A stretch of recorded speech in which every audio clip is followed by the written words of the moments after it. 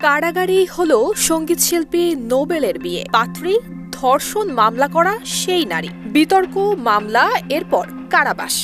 সবশেষে বাদীর সঙ্গে গাঁটছড়া বাঁধল আসামি। ১৯ জুন কারা কর্তৃপক্ষের তত্ত্বাবধানে কেরানীগঞ্জ কেন্দ্রীয় কারাগারে ইডেন মহিলা কলেজের ছাত্রী ইশরাত জাহান প্রিয়াকে বিয়ে করেছেন সঙ্গীত শিল্পী মাইনুল আহসান নোবেল। কারাগার সূত্রে জানা গেছে, বিয়ের সময় উপস্থিত ছিলেন উভয় পক্ষের সাক্ষী নাজমা হোসেন, সাবিহা তারিন, মোহাম্মদ খলিলুর রহমান এবং মোহাম্মদ সাদেকুল্লাহ ভুইয়া। সিল্কোর সিল্ক অ্যান্ড শাইন, যাতে আছে আর্গান অয়েল ও ওট প্রোটিনের গুডনেস, যা আপনার চুলকে রাখে হেলদি অ্যান্ড শাইনিং। গত 18 জুন ওই নারীর সঙ্গে নোবেলের কাবিনমূলক বিয়ের ব্যবস্থা করার জন্য কারা কর্তৃপক্ষকে নির্দেশ দেন আদালত।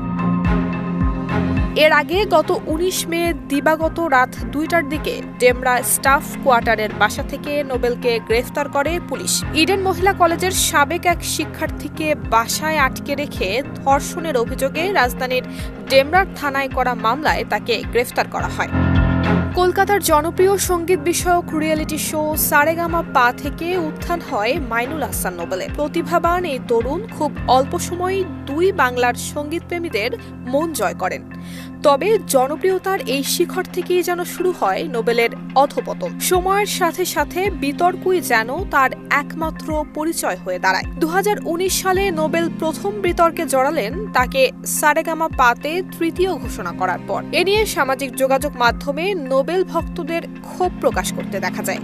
কিন্তু নোবেল যখন স্বয়ং এ বিষয়ে মুখ খুললেন, তখনই শুরু হলো আসল বিতর্ক। এমনকি তিনি বাংলাদেশের জাতীয় সঙ্গীত নিয়েও মন্তব্য করতে ছাড়েননি।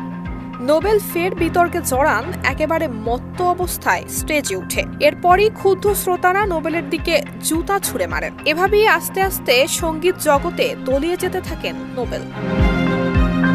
একসময় যিনি ছিলেন ২ বাংলার প্রতিশ্রুতিশীল কণ্ঠ, তিনি ধীরে ধীরে পরিচিত হয়ে ওঠেন বিতর্ক, ঔদ্ধত্য আর আত্মবিনাশের প্রতীক হিসেবে। প্রতিভা থাকা সত্ত্বেও বারবার নিজের কথাবার্তা আর আচরণেই নিজেকে বিতর্কের কেন্দ্রবিন্দুতে নিয়ে গেছেন মাইনুল আহসান নোবেল।